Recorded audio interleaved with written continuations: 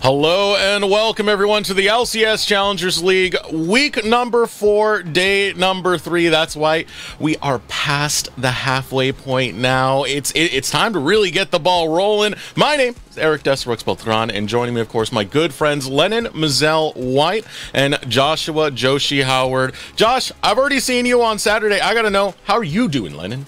I'm doing. I thought we were gonna go to Joshi first. I'm doing great. I'm excited to actually get to join you two. I haven't gotten to cast with Joshi in a long time, but also I get to be run through some halftime shows with you, Desrex, on the eve of Valentine's Day, and we're all looking pretty damn good. Usually it's the other way around, right? You're in this role, and now I get to do more. You're the captain now. Yeah, I usually do it the day after Valentine's Day, which is awesome. All right.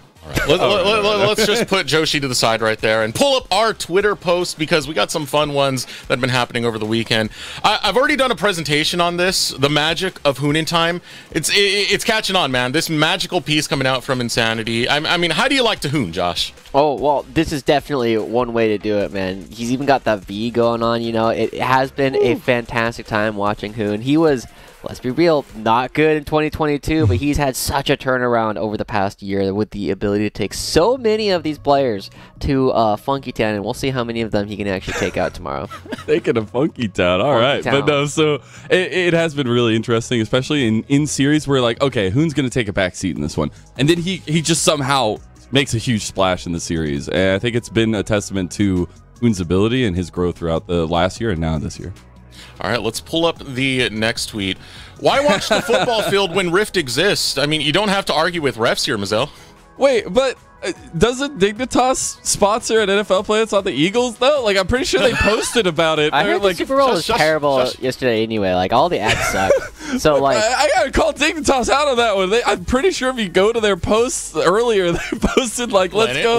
Lennon. Oh, no. It is right, though. You know, it is right. This was the correct decision. Go for NACL. Can we get to wear his MILF shirt yesterday? He did. I checked in on the stream, and he did. This one's been a great one right here. The Garen fever has been spreading. Moose Hater brought it. Now we've seen it all the way to the LEC. Fake God, the latest to hop on the craze, Josh. Yeah, and it's definitely something that we are going to be seeing a little bit more of, I think, because people don't know how to play against the Garen, right? Like, the Garen does one thing and one thing only. You just got to be able to mark him. We'll see how well people will be able to develop that ability towards the end. It was not something that teams were very good at in spring of last year, and it's not something that they're very good at spring of this year. And so, as long as people can't do that, this Garen's going to be a good pick. All right, and it continues, man. How long until Garen is just a meta ban? It's ruining people, Mazel. I'm just saying, Moose Hater was on it. He was tweeting at the game. It's like, well, what the heck? You're taking my pick. But then we also had, Concept picking it in the end. We had the original Garen in Academy last year, but gotta love some of these memes that these teams are playing through. Oh, man. Mazel, before we move on, can you give me your best justice? Justice! Yeah, I don't know. That's not how he says it. But you know. No, that was great, Mazel. Don't. Okay, let's move on to the next tweet that we have here, because we got one with CLG, and we want to see what they're cooking. Look at all these cookers. They always have the best interviews. It started with like Breezy and the Bodyguards. Now we have Cookin' Logic Gaming. Cooking Logic Game. That was pretty good. I like that. Look at their cookware too. It's on point. Looks good. I was gonna say I love Coach Juves in the background. How his face is just like completely blurred, but it's very obvious he's having a good time. They stood around there for so long waiting for the interview. They were there like when the break started. They sat around messing with their cooking tools for like 4 minutes. It was great.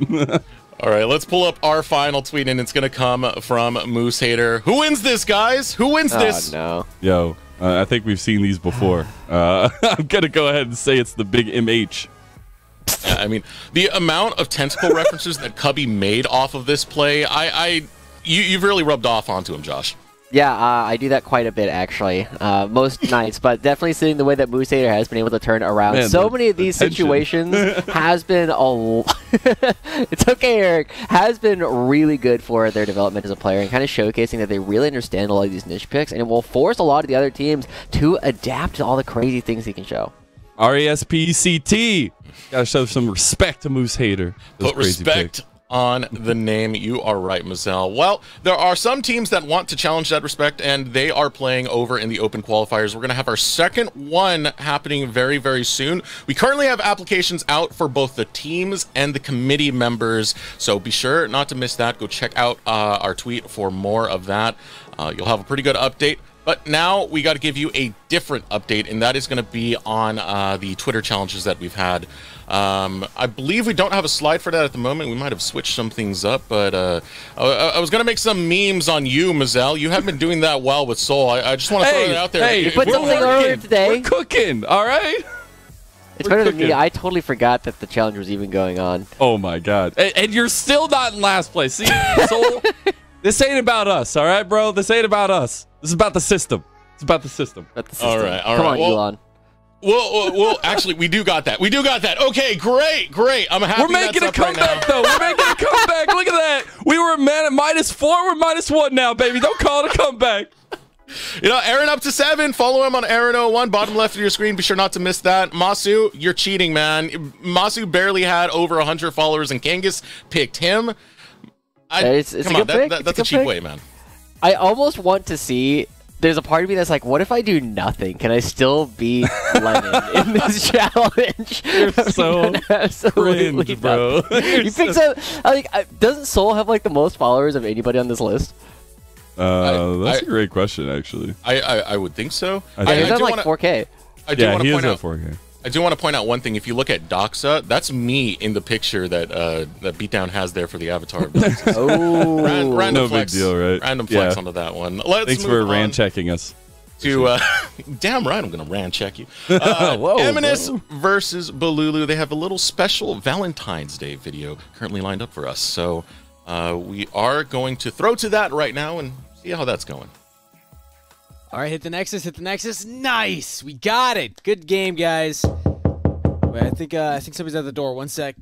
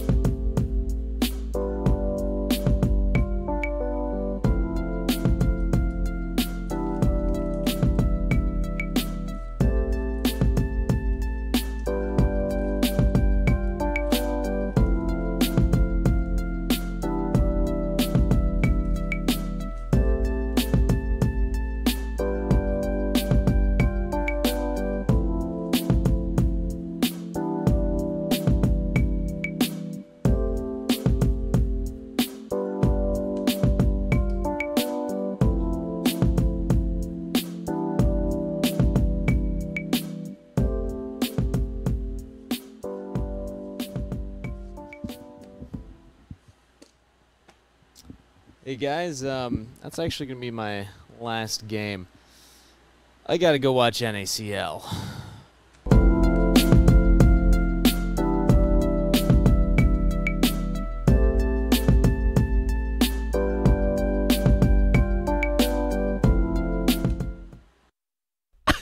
Yo, I had no idea what to expect after filming the first half of that because we waited so. all I'm saying is I know Valentine's Day is tomorrow, but the energy, man, there's some tension here. There's some heat there. Woo.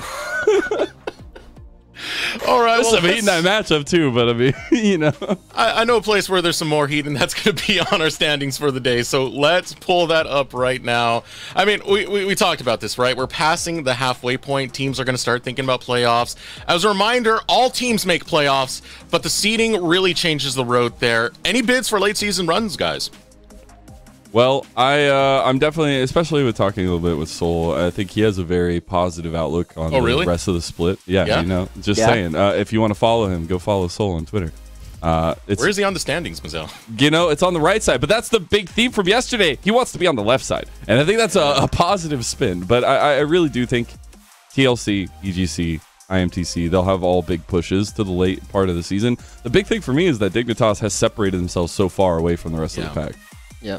It's not as though, like, Dignitas have done it against easy teams either, right? They've had a fairly difficult schedule so far, and we still have a bunch of teams that I'm a little bit surprised are like not quite doing as well as we were expected. I didn't really have Golden Guardians that much on my radar going into this. FlyQuest Challengers have really kind of bounced back, and some of the teams that we were expecting to have strong starts like CLG Challengers and Team Liquid Challengers aren't quite doing as well as we were initially expecting. But of course, you know, the one that we do got to talk about, Cincinnati Fear, because they happen to have a really cute jungler who can put his leg behind his head. You should go follow him at Perry Jungle Bowl. No. Follow Aaron, CLGF. No, but you should follow Soul. You should follow all of them, really. _ LOL1. All right, let's move on to the matches of the day because they don't want to see us face off with this Twitter showdown for the entire stream. We'll start off with some PvP. That's Provisional versus Provisional in AOE Gold versus Team Liquid first. Second match of the day, this one's definitely going to be a slobber knocker in the mid lane. Immortals Challengers versus Cloud9 Challengers. And we'll end off the day with two teams trying to fight out from the middle of the pack with CLGC versus GGC. But let's get the ball rolling with AOE versus TLF. Two teams that are currently in the bottom four, two provisional teams at risk of relegations at that. You know, the core of this AOE Gold roster did pretty well over back in Proving Grounds. It was something we were expecting this experience to shine. At times it has, but for the most part, it's been a struggle, Mazel. Yeah, I think that's the hardest part to kind of take in, where you have seen such success in the recent history of AOE. Now, with this roster bringing together a lot of the mainstays, it feels like, of semi-pro with some of the newer blood, right? But it just hasn't been clicking as much. I still think there's a lot of hope when you're seeing Winnie very proactive, when he's able to connect with Lynx and Skytech, because I think those are the brightest parts of AOE Gold so far. It's definitely been a very strong performance from the bot lane thus far. Lynx and Skytech actually are consistently getting 2v2 kills. But they are going to be going up against, you know, another team that we're kind of looking at to continue growing into the rest of the season. And Team Liquid Honda first, like, they do have some very bright moments throughout the rest of the split, but it definitely feels as though they're going to kind of struggle in this matchup based on what we've seen. I mean, TLF have had some incredible individual play. I think Surdy has been a common highlight point, to the point of TLF almost exclusively playing through them in some of their games, but it got them a win against TLC. We just need to see more dimension from the squad is what I feel like. Especially.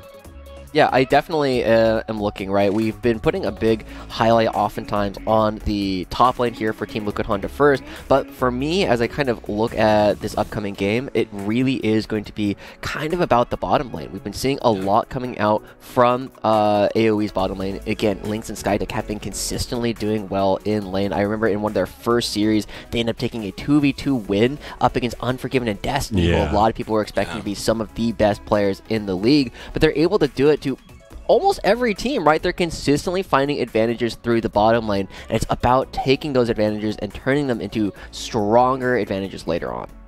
And that's where I love to see some of that proactivity from the bot lane of Lynx and Skytech. I know, being a big fan of Skytech, no bias here, but I love to see some of the uniqueness come through. Obviously playing the Renata here with the Callista against TSMC. But I think seeing that aggressive play be so giving to Lynx and Skytech and it played to their strengths has been very, very reassuring. But across the rift, it's Mia will be facing off against Lynx. Someone who got Challenger in all 5 roles. It doesn't come easy.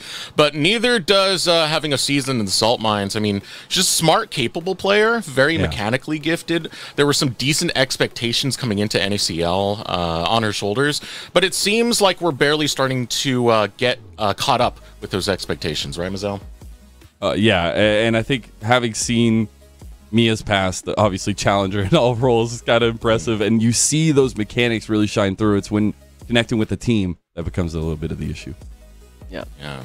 there's not been a whole lot of attention paid to the bottom lane ultimately from the way that Rovic has been playing a lot of the Pyke over recent days, right? Moving out of the lane quite a bit. And so Mia is oftentimes kind of left to her own devices down in the bottom lane. And it's hard to make yourself look good in a lot of those style of games. But this is a situation where it's going to be very tough for Mia to try and create some space if she's left in a 1v2 against, again, two of the more dominant bottom laners that we've had in the Challengers League thus far. And so I really hope that Team Liquid First can kind of put some more eggs in that basket and allow Surdy to really exert some of the strong lane that he already has up against Gomps on the other side of the map.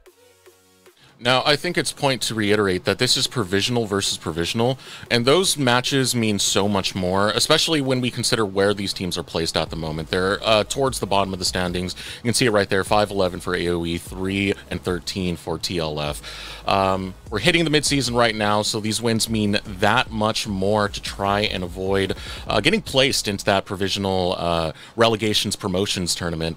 Again, every team is going to go into playoffs, but that seeding really does impact your chances of getting out of relegations.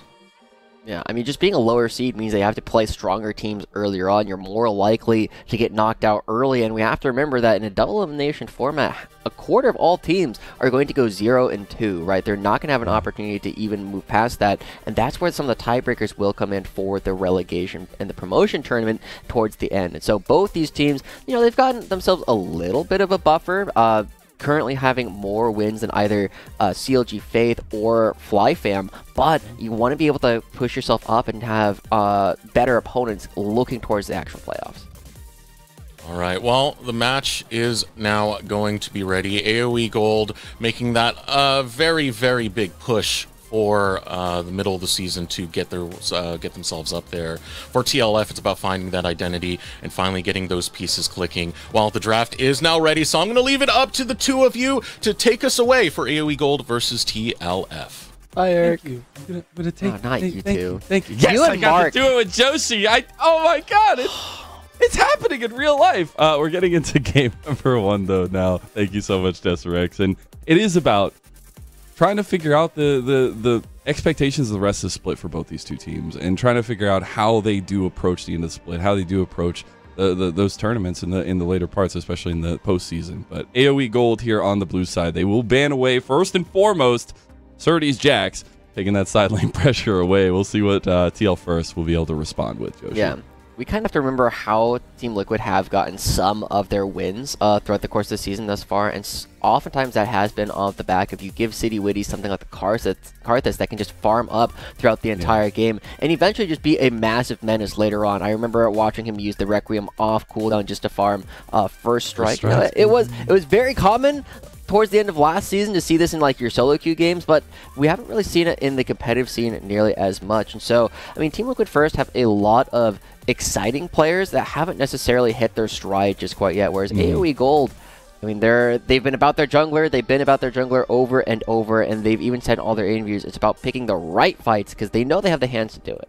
Yeah, and again, a big overarching thing for Winnie coming into the year has been being at the right place at the right time. Feels like he knows about the game, but has to make it executable on the map. And we're getting further into the picks and bans here. Obvious topside focus for AOE Gold. They're going to ban Surdy's Fiora too. It is going to be that respect ban against Lynx's Callista here, as well as the Sejuani, the setup, the facilitation for Winnie off the board. I mean, these bans, like, you know, you got a couple strong bans. The big thing, though, that is being left up is all of these marksmen coming through, right? And that's kind of one of those things where you kind of expect that both sides of the matchup can play almost anything, but Lynx tends to be a bit more aggressive. Mia tends to play more of these utility style picks, right? One of the few people who are actually playing Ashe AD carry as opposed to Ashe support. And now as we go into it, I'm going to be taking that right off the bat, probably going to be going over to Skytech. But Team Liquid First, I mean, they still have lots of different power picks up and available. But as we've already touched on, Rovex has been playing a lot more of these roaming supports. It's not necessarily been about the lane dominance like it has been for a lot of other teams. And I'm wondering how much of a reliance on that TL First and even Skytech playing into that's going to be like. But TL First having still some pretty strong farming options on the board. Obviously, the Rengar banned against them from AOE Gold, but this should just be the lock-in. It's going to be the Comfort Karthus for City Witty. Okay, and this is how you have had some of your success on this roster. But the thing is, whenever you have a Karthus, you need to pair it with strong lanes that can get priority, that can move and help out Karthus. Because Karthus, left to their own devices, is going to get invaded over and over again by whatever it is that Winnie chooses to play. You need to make sure that you can actually support City Witty when they actually go for some of this farming style. And so, I really want to see all of Team Liquid's picks have opportunities to actually win their lanes kind of on their own. Well, hey, starting off with that Varus, going to be pretty strong. But into the Caitlyn now. That will be the response from AOE. They also get the Maokai. And the Ashe Maokai combo on map is just so gross. Like you say, they control so much of the map. And yes, you have the Karthus, but if you're spotted out every couple of minutes, like your pathing is going to be subject to a lot of change. I would say it will be just continued comfort across the board for TL1 as they lock in the pipe. Yeah, and we're going back to the style that we've seen, but it's kind of a mix and match, right? This is not how you're going to be having a winning lane going up against the Ashe and Caitlyn. You're going to be pushed back underneath your own turret. So Lynx and Skytech not only will have kill pressure, but they'll also have the opportunity to try and invade with Winnie. I mean, this is a very classic Team Liquid first composition thus far, but I'm very scared. If there is a jungler that is going to go and try and do some wild things, it is going to be AOE's jungler in City. Yeah. I mean, on this Karthus does not have a whole lot of options to deal with the Maokai on their own. Like, you just have to start hitting all of those cues. And Winnie, I mean, he's pretty good at dodging. See, pretty good. I will say such a difference here in a lot of the games that we've seen. It has been a lot of mid lane bans coming out. Finally, we get one here in the end, but it's really about these top lanes, these solo lanes in the second phase here, and especially for AOE, taking more tools away from Surdy. Seemed like the Cassante didn't want to give that easy matchup into Gansu at all, and the J span away as well. I think we're getting a little bit of that pinch, but for Surdy, I feel this is kind of his bread and butter, and they have counterpick as well up there, so a lot of possibilities for TL1 in the second phase. Yeah, and it's also worth noting that having talked to Surdy during playoffs of 2022 during the proving rounds, he basically said that he didn't have a whole lot of respect for Gamsu's laning phase at the time. And I haven't actually gotten an update from him, but it's one of those things where Surdy was like, why is Gamsu so good? Why do people look at this guy as somebody that has had so much success? And Surdy kind of had a click as kind of like one of these big growth moments for him as like a player and a thinker. It's just like, Gamsu's laning phase is pretty mediocre, considering how good of a team fighter he is. He creates a lot of space for the rest of the team. So I think this is Surdy's opportunity to say, yeah, I'm going to get counterpick. I'm going to get something really strong to actually push around Gamsu and make sure that they are actually going to be weak going into all these team fights. Yeah, and it's, again, going back to that point you made earlier about TL1 having a lot of forward aggression. They did get the Rise, so they give themselves a little bit of an insurance policy. But the AOE plan is already on the board. They double lock in the Syndra and the Scion for their solo lanes. And they have so much crowd control coming out as well. And oh man, I'm really worried about this for the Team Liquid first side of the map, right? You have a bunch of lanes that are not going to be winning, that are going to be getting pushed in. You're going to be leaving Mia on a bit of an island on this bar. It's going to be very, very difficult for Team Liquid to actually kind of survive some of this early game. That said, if they find a couple of good plays, their scaling potential is actually pretty nuts, right? The amount of damage that is going to be coming out from the Team Liquid side of the map is going to be absolutely insane. They have enough crowd control and enough ways to get fights started that they can try and find comebacks. It's just going to be so hard to get there, Lennon. And for both of these teams coming into this one, I think we've seen some of those positive moments growing into the split. I think it's a vast difference when you're looking at these teams when you look beginning of the split. Maybe a little bit less so for AOE Gold. I feel like they had some strong starts, but especially for TL1. And so, as we had already stated, we're getting halfway through the split here. This is an important moment. We've already stated as well for Surdy, Gamsu, the matchup itself, but especially the way that this bot lane aggressive style is going to come out for AOE. And trying to see how Mia can really adapt to that moment with Rovex having been on that roam support. Yeah, I mean, Mia, we know, is again a player that you've already touched on, has gotten challenger in all 5 roles, is coming in as the only non-male participant in the league this time. And so I'm really hoping to see Mia continue to have a bit more success. It has been one of our favorite players during her time in Amateur, and I feel as though this is definitely a position where they're not necessarily being set up for a whole lot of success, and both teams can be moving on to opposite sides of the map. I want them to go to the safe side! Nope. Yoshi, tell them to go to the right side! Not going to be happening this time. Well, I do like the spice. just different sides of spice here for both teams. But especially when you put that spotlight on Mia, I think it has been a very interesting season so far for TLF. And we've seen Surdy have such strength in the top lane, but it's about using the rest of the map and figuring out what best works for City Witty. And it feels like they're definitely committing to this style of play for themselves, and it's all about executing from there on forward. And again, the bar of execution is relied on both sides, and I think that's the most important side for AOE as well. But spam in chat, by the way, who you think's going to win. AOE has a lot of supporters right now. Make sure you type that in chat if you want them to continue being in the higher percentage. TLF though, we gotta get some not faithful but fans of Team Liquid in the chat. But right now 76% for AOE. Look at this, an early start coming out from City Witty, going to be taking away Winnie's blue buff, and it's not immediately spotted. And so we'll see what kind of a read AOE actually have on some of this early pathing, right? Because City Witty is going to be committing not just for the blue, but looks to be also committing for the entire top side. Wow. I mean, the most common path so far from Maokai is you go Red Raptors Gromp into a bot lane gank. City's preying on that. This is a great early start.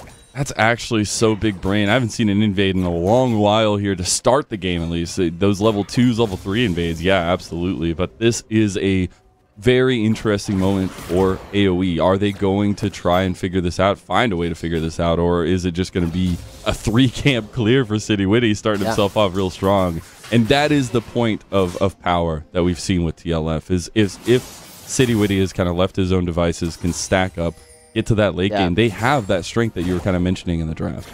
Yeah, and so we'll see what Winnie actually chooses to do. He goes over, sees the blues there, and they're potentially setting up for a dive. Mia and Rovex, not level 2 just quite yet. They need one more minion, it looks like. There they hit it. There you go.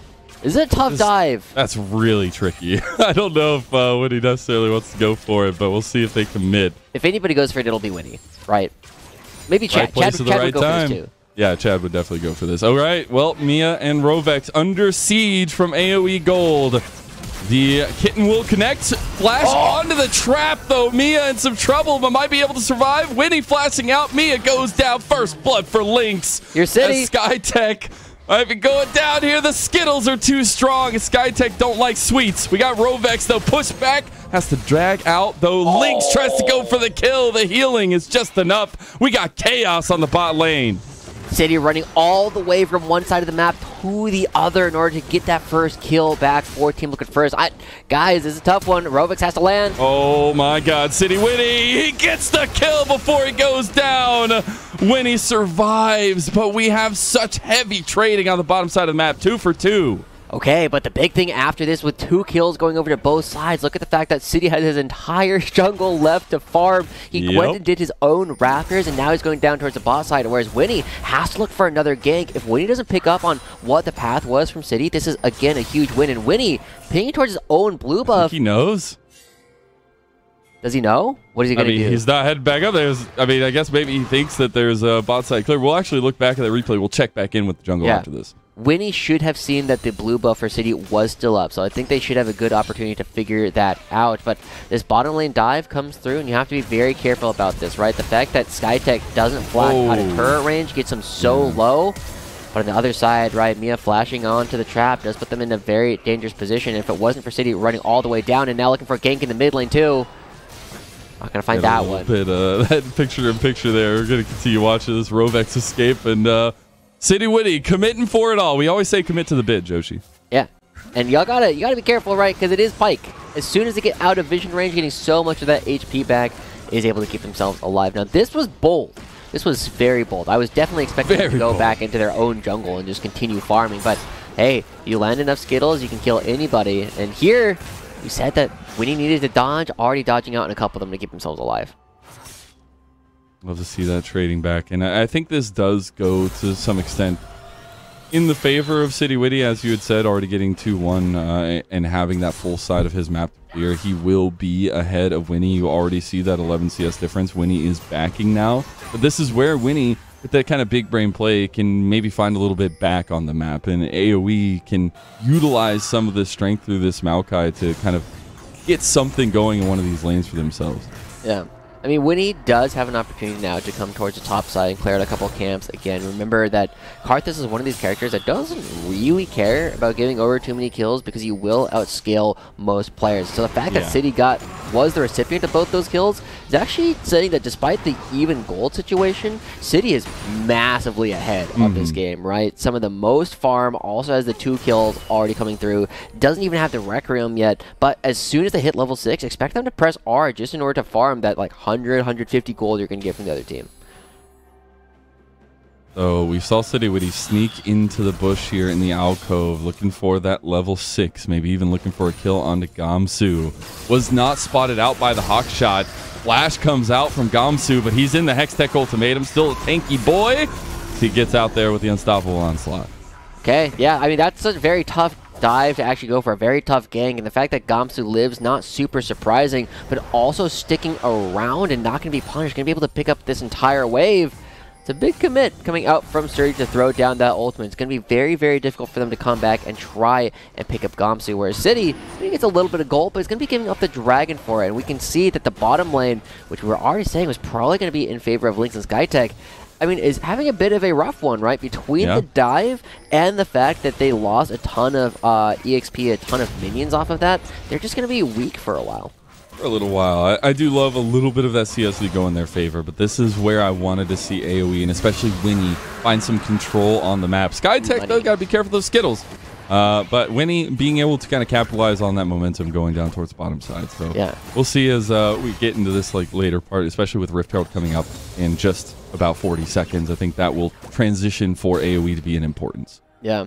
And oftentimes people look at, you know, characters like Maokai and Vi and be like, yeah, you don't need a whole lot of money. I think that's normally a bit of a misnomer, but I think it's actually okay this game, right? Because typically when you're playing up against these compositions that are basically just all damage, like the one that we see coming out from Team Liquid first, you need a front line to actually deal with that. But you have Gamsu, right? It doesn't matter as much that Winnie's not going to be this true tank going into these situations because you have such a strong front line already coming in from the sign. And so that's going to be one of the big situations we'll be looking at later on in the game is can Winnie use their lower income but high crowd control in order to keep themselves relatively strong. But City, level 6, I'm actually a little bit surprised we haven't seen the Requiem used immediately. And we saw actually Rovex on that roam. Obviously AoE sticking strong in the bottom lane. City's going to start Rift Herald. Will be in vision though. Well, you have to Rovex look at still it. here on the roam. Yeah, they won't know off of the mini-map. They will have to have looked at the Rift Herald to see that the Rift Herald has actually gotten pulled. This is what happens though. Earlier. What is this?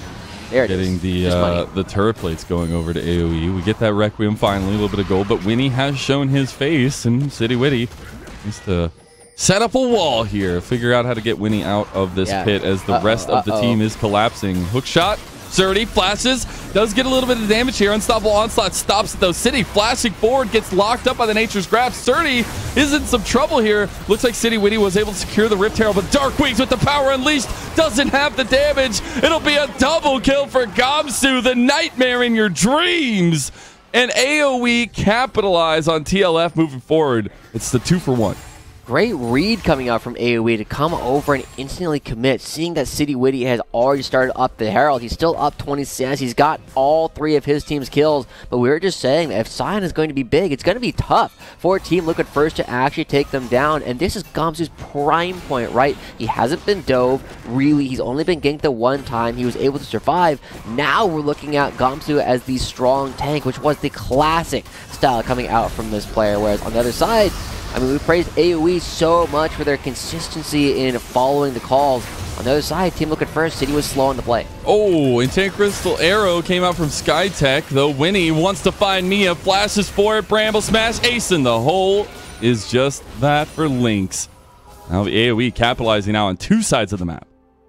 The bottom lane is struggling. I mean, we were kind of expecting this, Lennon. We were saying that Lynx and Skytech, they had a very strong laning duo. They had a very strong couple of champions to actually play it out. Whereas Mia and Rovex, I mean, they're on a couple of champions that are very comfortable for both of them, but don't necessarily synergize all that well together into all the ranges going up. I'm honestly, the only surprise I have is that the lead hasn't gotten even bigger from Lynx and Skytech, right? You said they were underneath the turret before getting some plates. They've only gotten one so far. I'm expecting that to be the place where they will try and skyrocket ahead relatively soon, but they also need to be aware of where City wants to drop the Herald. Well, you know, they have a very powerful tool in finding some information in the hawk shots, the saplings, but as well as Skytech roaming around the map a little bit. Enchanted Crystal Arrow is up. They could be looking for a pick here, as it is just the island bot lane that might be visited by Skytech and Winnie. Yeah. Rovex? Might look first. Might be the first one on the play. He does have his teammates right behind him. Enchanted Crystal Arrow connects onto Rovex, and they have so much CC. Rovex is just dust, as the Aspect Realm War came out, but it was too late. I mean, great stuff coming out from Skytech, just landing that arrow, taking Rovex down, doesn't have any ability to do anything. And remember what we were saying, right? Rovex looking for all of this roaming. I mean, now we're going to start seeing these plates fall relatively quickly. The wards are already coming out, so lane ganks will not work. 2 wards, actually. They are very safe from any potential kind of lane gank, but Lynx and Skytech, I mean, the game is now in their hands. They are the ones who are going to be strong. They're going to be skipping a lot of the trophy, especially now that we're on 13-1B. So you have the Infinity Edge coming out as a second item. He's already on a Gale Force. Yeah, I think that's the crucial part here is they just have so much kill pressure. And Skytech, yes, we're not at the later parts where the Enchanted Crystal Arrow is on super low cooldown. It's already still pretty low. And you're going to have so much kill pressure as soon as that CC lands for Lynx and Skytech. And I don't think there's going to be anything for TLF to say. They stay it's already going. Top lane play, though, as AOE have pounced yet again. The Kitties signaling the end here for TLF unless Surdy can get a kill back. The Requiem not enough, but Surdy's tanking it. A 1v2 here. Gamsu in a little bit of trouble. Now Surdy getting slowed by Skytech. The hero to save the day as Winnie goes down. Surdy gets one back. Aspect, the X-Tech ultimatum. Surdy, you're too damn good, brother. As Aspect separates the fight and Surdy survives. Oh my gosh, the interaction with the Nature's Grasp, the Root, whatever it's called from Winnie, the W, not coming out fast enough to have the Bramble Smash. Surdy actually wins that duel, but at the end of it, Lennon, like it was a small win coming out for Surdy to actually stay alive, but the amount of pressure that's already getting put out, Lynx is left down in the bottom side, but it's because Skytech is coming up to help out on the fight on the other side of the map. They're so strong down in the bottom lane, they don't need to have everyone there the entire time. We'll see this fight again, though. They start off with taking a couple tower shots there under tower, and you see immediately AOE are pushing over this way with that Nature's Grasp starting it all off. City Witty using that Rift Herald, a little bit dicey there, but very rough situation for Surdy to be in. Still able to pull that out with the help of City Witty. Yeah, I mean, they were able to do enough damage to Winnie and Gamsu. I actually think if Gamsu stays in this fight, right, that's one of those situations where you have to be very careful. Like, Winnie probably just needs to lose in order to make this play happen. Because with Aspect already roaming up, and that's something that they know because Darkwings is right on his heels, they can actually, like, trade that 1-for-1, make sure the Rift Herald doesn't crash, and keep themselves even stronger. But AOE, they're known for making a single decision and sticking to it. So I have a lot of respect for that. And that's like that whole concept with AOE where they just want to be on the same page, right? Yeah, we do get that trade back. I am looking at the Skytech Lynx combo, though, waiting for that Enchanted Crystal Arrow down bottom lane. It actually looks like Skytech's back out on a roam. So we're getting a bit of that TLF style from AOE here, trying to match whatever Rovex is doing or try to preemptively do more. Yeah. I mean, we are seeing, again, that because of how much pressure the bottom lane has created, they haven't been investing as much into Lynx and have instead been trying to invest on the rest of the map. And you can see that part of this is the fact that the lanes are doing pretty well coming out for AoE, right? Gamsu has 3 kills. He's up 20 CS, right? Darkwings has not had a whole lot of attention paid to his lane, but that's partly because Winnie has been so focused on making sure that Gamsu can keep Surdy in the dirt for a little while longer and has had Skytech in his back pocket the entire time. It's not necessarily the style we were expecting from Lynx and Skytech, but I think this is an aggressive read trying to pick up on what it is that TLF has been doing so much of. Ooh, Mia taking a heavy chunk there. We'll see AoE at least. Yeah, chunk? We'll see now another chunk. This is on the whole team, though. Okay, doing some damage. Got that Leandri's. Oh, got him. Nice little play, and the execution flashed out up by Lynx. The entire Crystal comes back. He dies anyways, though. The burn from the Ignite. Realm Warp coming in now to separate, though. Aspect in some trouble. Skytech trying to go for a kill. Does get it. Darkwing's dragged back, though, and he should go down. As we'll see if Rovex can set up the kill for anybody here. He's getting a little bit lower, and things are getting dicey. Darkwings immediately falls afterwards, though. Aspect getting that kill. Winnie makes it out, but TLF move in and take away AOE's advantage. You gotta show respect to these guys. Just because they're down doesn't mean they're not out. And look how strong City has already become. Mia just landing the corrupted chains, allowing them to take so much damage. They pick up Lynx relatively quickly. And he's so much of this team's damage on this side of the map right off the bat. TLF right back in it. We set up how they were supposed to be playing this game. It was going to be off the back of City Witty on this Karthus. He is already so strong, participating in all 7 of his team's kills, and look at the CS difference between him and Winnie. He's been farming up a storm. He's up 70 CS already, Lennon. And as we start looking at this replay once again, the big thing here is, again, you have to put respect on all these players, as Mia is actually able to land the Chain of Corruption. It's just relatively easy for them to chain a lot of this crowd control, and if there wasn't a flash from Lynx, they would have just died instantly. That flash from Mia was actually pretty clutch, though, right there, not dying to that Piltover Peacemaker. You see Skytech obviously try to trade down on that one, but Darkwing's overextending just a bit here. Yeah, and Darkwing's getting hit by a couple of these hooks does mean that they will go down as well.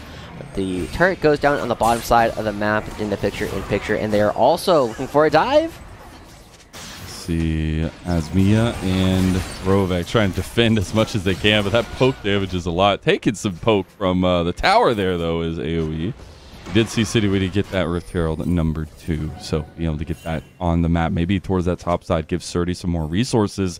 And I would say, in all actuality, that's where kind of the win condition now lies for TLF, is these solo lanes. I know we put a lot of onus on the bottom lane starting off, but 7 KP Karthus. I think that's the real win condition here, right? You just need to make it's that this top really side strong. of the map and trying to figure out like how to delve these resources out the rest of the game. Yeah. I was a little bit surprised that they didn't drop the Herald as a little bit more money for City. I mean, remember that the jungler, whoever drops the Rift Herald, usually the jungler will always get partial gold for whatever structure is going to be going down. But that looks to me like a counter call from Surdy saying, no, I'm recovering a lot of the early issues. I have my Divine Sunderer already completed. I can start to bully Gamsu around for a little while despite how much extra gold he's gotten off of these kills. And also, I was a little bit surprised that they didn't do it because we're going right into this next dragon, which is going to be a crucial fight. And whether or not City Witty picks up another kill here, or even more than that, is absolutely nuts. And getting this first ult just to poke everybody out is a great way to start. That's doing a lot of damage already. I will state a little difference. Surdy has walked down here. Gamsu has TP'd down here. So we have a little bit of that difference, something to watch out for later on. But Dragon already down. The TLF, no contest from AOE this time. Yeah, and there's a teleport going right back up towards the top side. It is going to be Darkwings. They were in base, not able to participate in that last fight.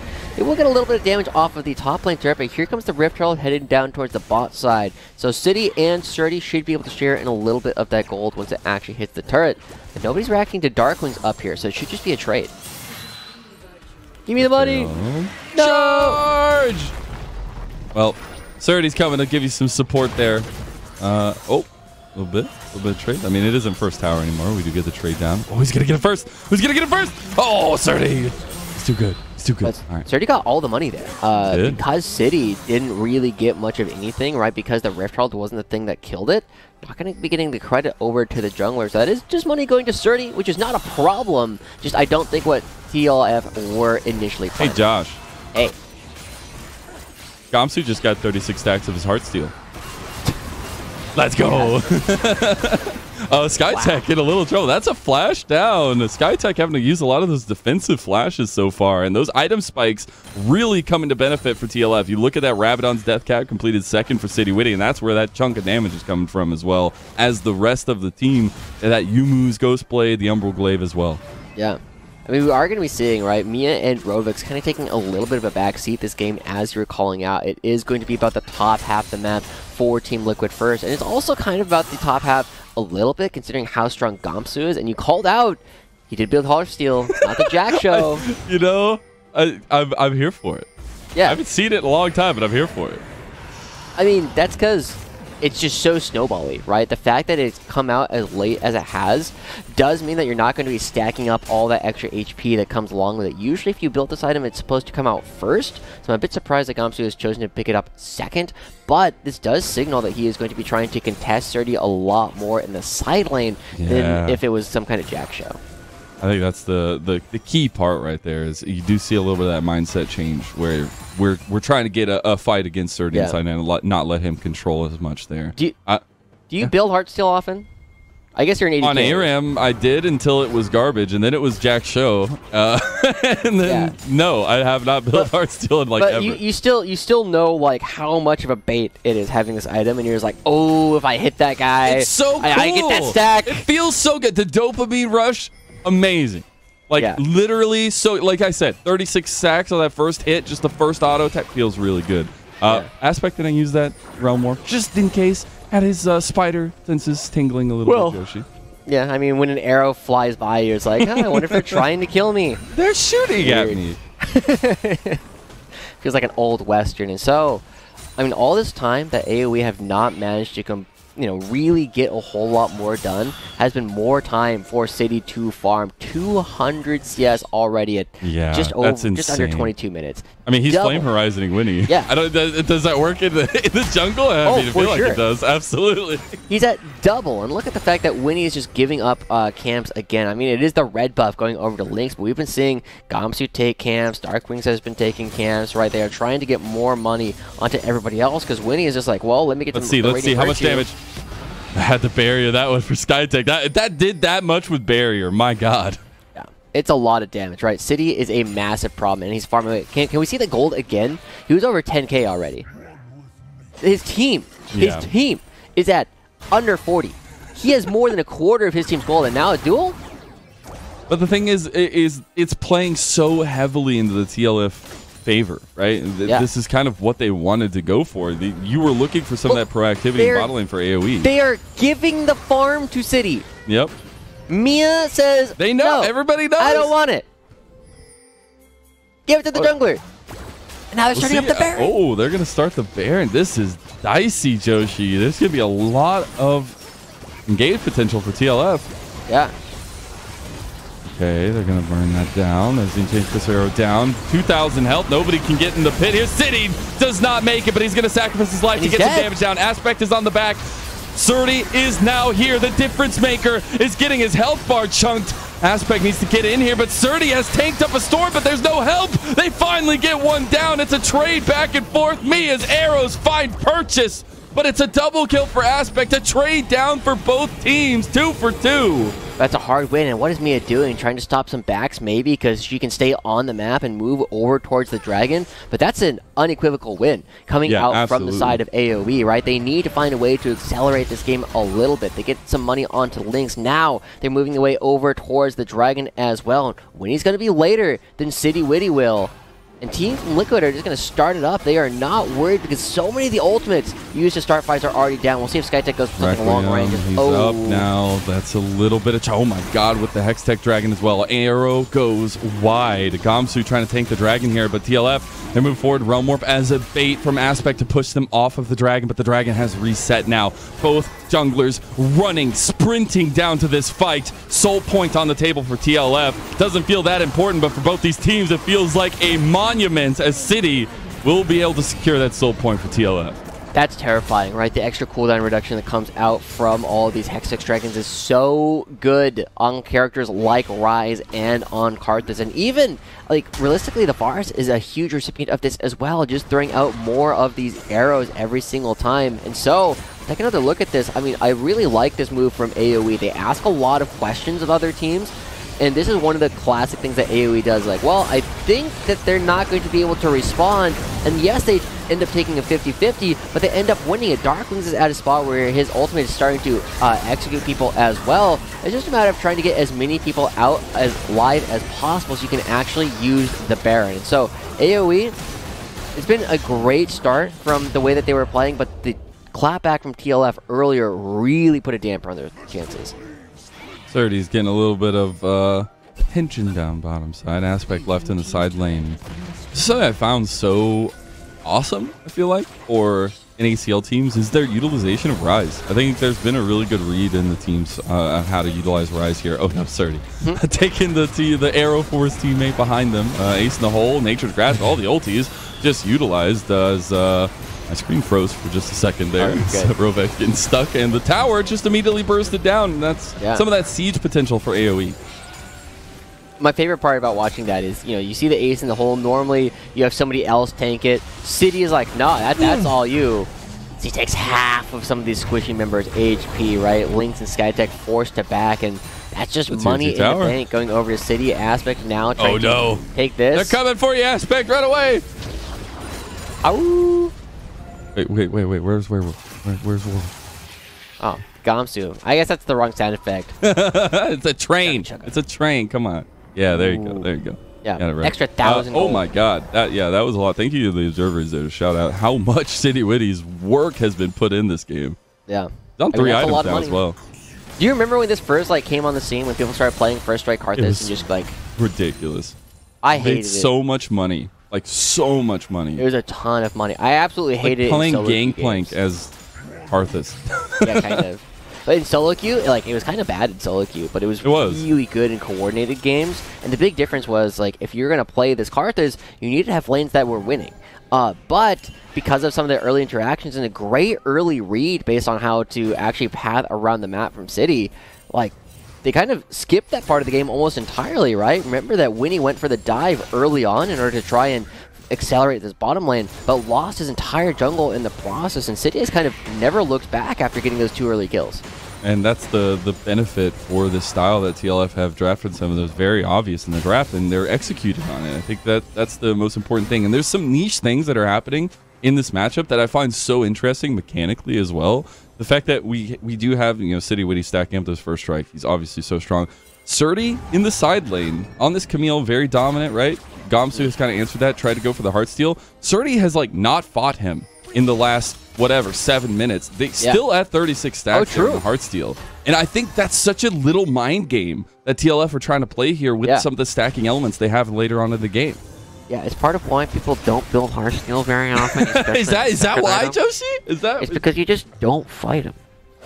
Yeah, I'm actually waiting. So City just built another Blighting Jewel. I'm kind of waiting for when they actually just pop the next ultimate. He's thinking about it right now. You can see it.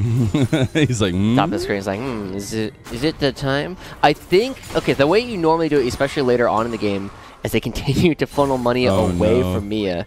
Oh. I don't need this. Realm Orb's not going to get him out of there. Oh, okay. He's got Banshee's failure. He does. Yeah.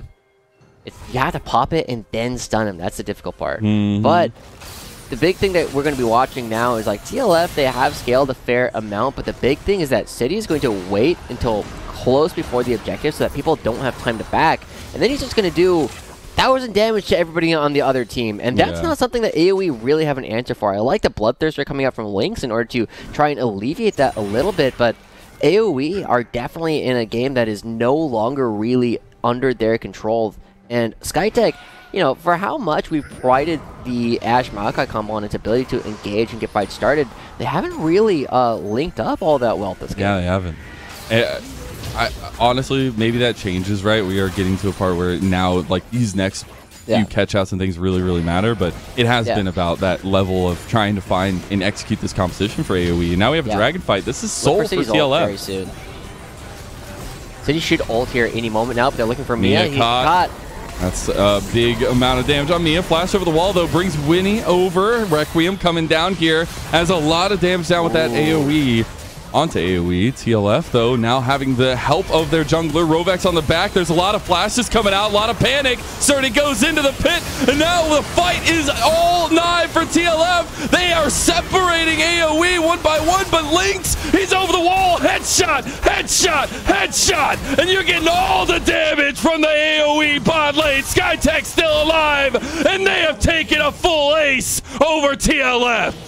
They needed that. They needed that so bad, Lennon. That was kind of going to be their last spot. They needed to win this fight, or the game was going to snowball out of control for the fact that this City Witty's gotten so much money, is so fed. But now AoE, they're going to be picking up this dragon. They're going to be immediately pinging over towards the Baron. They want to start doing it now before the members of TLF have spawned back into the game. This 3-item spike here for Lynx is like a tsunami that just took over the game. This huge moment where AOE felt like they were backed into a corner fighting that. On TLF's side, they stick through it. Skytech sticks in it with no help. And now Mia trying to get a little bit of damage here onto AOE as they do the Baron. It's going to be really tough for Mia to do anything, right? They don't have any vision. They could try and go for some kind of blind steal. We've seen too many of these at Worlds. Let's see. Oh, no. Not enough. That will be Lynx actually securing it. So one of the ADCs got it. But really heads-up play from AOE and great mechanical team fighting. Yeah. I mean, AOE, we pride them on their decisiveness so often, right? They see that Mia and Robux are separated from the rest of the team, and Team Liquid don't do a good job setting up around this dragon, right? They don't create a space where they can go for some of these flanks or even kind of take a front to back or force the team into City Witty because they get separated. AOE pounce on that, and they see that Mia not able to use the flash in time to get themselves out of the first part of the damage, ends up going down right off the bat, and even though it becomes a 5v4, they built this shield up coming out from Skytech, and that is mitigating so much of the damage coming out from City. And the fact that he's not sitting here in the middle of the rest of the team means that his ultimate did almost nothing. I see a tier 2 falling in mid lane. Oh yeah, I was gonna say that locket actually so clutch here in choice for Skytech. And Chris, oh, it's Mia again. It's a Heat Seeker, and Mia's down.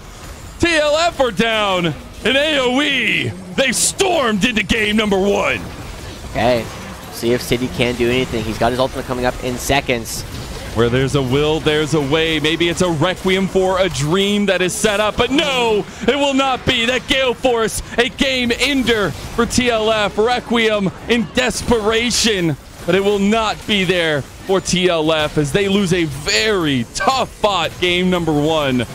Maybe one more engage, but those shots from Lynx are doing so much and they're going to pad those KDAs one more time. Lynx dies, gets his KDA sliced in half as AOE put the final touches on the Nexus, and game 1 goes to AOE gold. Yeah, I mean, the decisiveness coming out from AOE again. It's not about whether or not you're weaker or stronger. It's about the fact that you can pick out individual targets, and as it goes down, I mean, our observers show us again over 2 uses of the locket, nearly 3,000 damage blocked all at once. I mean, a clutch pivot coming out from Skytech, not going for the traditional Imperial mandate, just knowing, hey, we need to do something about City because he's the only problem we have to deal with.